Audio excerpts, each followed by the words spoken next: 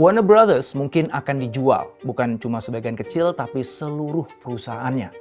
Studio melahirkan Harry Potter, DC, Game of Thrones, sampai Friends ini sekarang seperti raksasa yang berdiri di tepi jurang. Warisannya megah tapi pijakannya goyah. Utang menumpuk, bisnis TV kabel anjlok, dan platform streaming mereka kesulitan mengejar Netflix dan Disney+. Di saat mereka sibuk memadamkan api di dalam, para pesaing justru berdatangan. Bukan untuk menolong, tapi untuk berebut bagian terbaik sebelum semuanya keburu runtuh. Pertanyaannya, kenapa justru ketika sedang lemah Warner Brothers jadi rebutan? Apa yang membuat perusahaan ini begitu diinginkan meski kondisi keuangannya berantakan? Siapa yang benar-benar serius ingin membeli dan siapa yang cuma memanaskan suasana? Dan kalau kesepakatan itu benar-benar terjadi, seperti apa wajah baru Warner Brothers nantinya?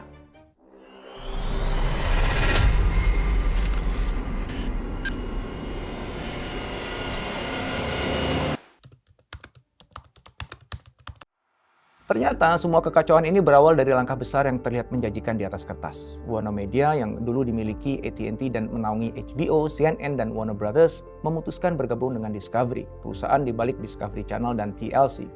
Pada April 2022, dua nama besar ini resmi melebur menjadi satu entitas baru, Warner Brothers Discovery atau WBD.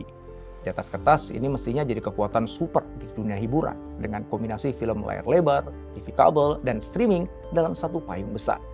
Namun, begitu lampu pesta merger padam, realitas pahit langsung muncul. Utang perusahaan membengkak hingga puluhan miliar dolar, sementara bisnis TV kabel justru makin merosot karena penonton pindah ke streaming. Platform mereka yang kini bernama Max tertinggal dalam persaingan dengan Netflix dan Disney+. Di sisi lain, keputusan CEO David Zaslav untuk melakukan PHK besar-besaran dan pemangkasan konten justru merusak citra kreatif perusahaan di mata kreator dan penonton. Puncaknya, pada Juni 2025, WBD mengumumkan rencana untuk memecah diri menjadi dua.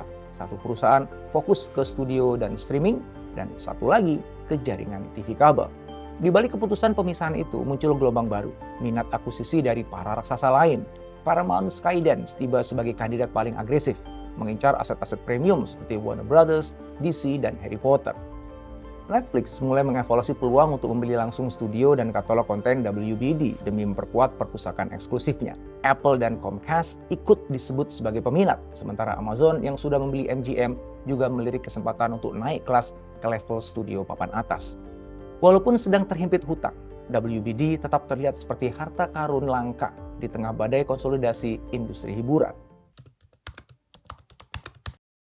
Kok bisa perusahaan yang lagi sakit justru jadi rebutan? Jawabannya ada di pergeseran besar industri media global. Dunia hiburan sedang bergerak dari TV tradisional menuju streaming, dan pergeseran ini mengguncang model bisnis lama yang selama puluhan tahun mengandalkan langganan TV kabel dan iklan. Dalam situasi seperti ini, punya studio raksasa plus layanan streaming ternama seperti HBO Max adalah aset strategis yang nilainya jauh melampaui angka di laporan keuangan. Bagi Paramount, Netflix, Amazon, maupun Comcast, mengakuisisi Warner Brothers Discovery bukan sekedar membeli perusahaan, tapi membeli posisi di masa depan industri hiburan. Mereka akan mendapatkan akses ke gudang konten premium dan IP legendaris, Harry Potter, DC, Lord of the Rings, Game of Thrones, dan masih banyak lagi. Meski pembelinya juga harus mewarisi utang puluhan miliar dolar, potensi jangka panjang dari IP ini dinilai cukup besar untuk menutupi risiko itu. Kalau dikelola dengan strategi yang tepat, satu waralaba saja bisa berkembang menjadi film, serial, game, produk, dan pengalaman digital yang terus menghasilkan uang. Menurut para analis, jika ada pihak yang berhasil memberi WBD secara penuh, itu bisa menjadi momen penentu arah industri dalam satu dekade ke depan. Paramount Skydance dianggap sebagai kandidat kuat karena secara regulasi dinilai lebih fleksibel dibandingkan pemain yang sudah terlalu dominan. CEO Paramount, David Ellison, bahkan mengklaim perusahaannya adalah mitra paling cocok dan menawarkan struktur yang menggoda.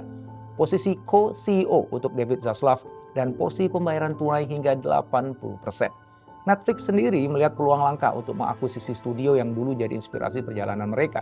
Tapi dianggap hanya masuk akal jika WBD sudah dipisah menjadi dua.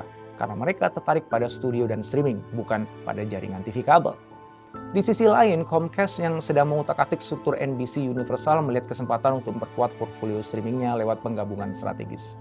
Amazon dengan rekam jejak akuisisi MGM bisa meloncat lebih tinggi dengan langsung menggenggam studio papan atas seperti Warner. Dari kacamata strategi, mereka semua melihat satu hal yang sama. Warner Brothers Discovery adalah perusahaan dengan aset yang luar biasa tapi sedang berada dalam posisi tawar yang lemah. Dan di dunia bisnis, kombinasi aset bagus plus perusahaan tertekan adalah peluang yang terlalu menggiurkan untuk diabaikan. Tapi masalahnya, membeli Warner Brothers Discovery bukan seperti belanja iPhone di toko, bayar, bawa pulang, selesai. Masalah pertama yang langsung mengadang adalah utang yang sangat besar, hampir menyentuh 37 miliar dolar. Siapapun yang membeli tidak hanya akan mendapat studio besar dan konten populer, tapi juga beban keuangan yang bisa menekan napas perusahaan selama bertahun-tahun. Salah mengambil langkah atau salah hitung bukan cuma Warner yang babak belur, tapi juga pembelinya. Masalah kedua adalah kompleksitas bisnisnya. Warner Brothers Discovery punya jaringan kontrak yang tersebar di berbagai negara. Hak siar olahraga, lisensi distribusi film, kerjasama dengan stasiun TV, sampai perjanjian streaming di berbagai wilayah. Calon pembeli harus membongkar dan mengulas ulang semua kontrak itu satu persatu. Kalau ada yang salah kelola, bisa muncul konflik hukum, kewajiban tambahan, atau kehilangan pendapatan di area tertentu. Ini artinya akuisisi bukan hanya soal angka di atas meja, tapi juga pekerjaan administratif, legal, dan operasional yang sangat rumit. Belum selesai di situ, pembelian sebesar ini pasti berada di bawah mikroskop regulator, terutama di Amerika Serikat. Pemerintah akan menilai apakah kesepakatan ini akan membuat satu perusahaan terlalu dominan hingga mematikan persaingan. Proses persetujuannya bisa panjang, penuh negosiasi, dan mungkin disertai syarat menjual sebagian bisnis, memecah unit, atau membatasi integrasi tertentu. Di tengah semua itu, Warner Brothers Discovery sendiri sedang tidak stabil secara internal usai gelombang PHK dan perombakan besar-besaran. Jadi yang dijual bukan perusahaan sehat yang tinggal digenjot, tapi kapal besar yang mesinnya sedang batuk-batuk. Lalu harus bagaimana jika ada perusahaan yang benar-benar ingin membuat akuisisi Warner Brothers Discovery ini berhasil? Nah, mereka tidak bisa hanya datang dengan cek besar dan target penghematan biaya. Yang dibutuhkan adalah visi transformasional yang bisa mengubah arah perusahaan secara menyeluruh. Langkah pertama, menyusun ulang portfolio konten. Fokus harus diarahkan ke waralaba besar yang punya daya tarik global dan potensi jangka panjang, seperti DC Universe, Harry Potter, dan Game of Thrones. Konten lama yang tidak lagi relevan atau tidak menguntungkan mungkin perlu dikurangi, agar energi dan dana tidak terbagi ke terlalu banyak arah. Setelah itu, strategi streaming global harus dibangun ulang. HBO Max atau apapun nanti namanya harus ditingkatkan bukan hanya di konten tapi juga di teknologi, tampilan, dan pengalaman pengguna. Platform ini harus bisa berdiri sejajar dengan Netflix dan Disney+, baik dari sisi kenyamanan penggunaan, ketersediaan di berbagai negara, maupun fleksibilitas model bisnis.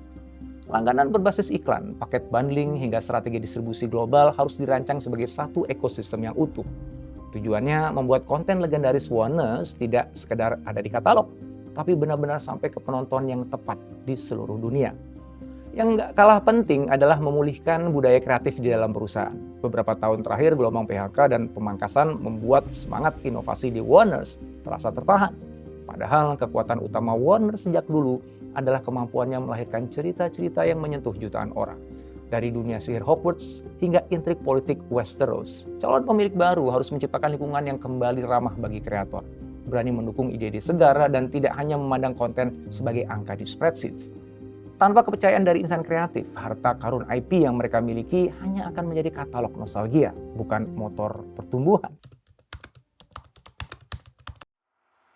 Buat kita di sini, baik yang bekerja di media, bisnis kreatif, startup teknologi, maupun perusahaan keluarga, kisah Warner Brothers Discovery ini sebenarnya terasa dekat.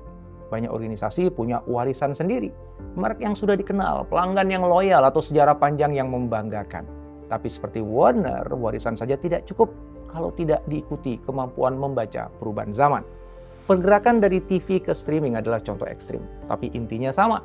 Perilaku orang berubah, cara mereka menikmati konten atau berinteraksi dengan produk juga berubah.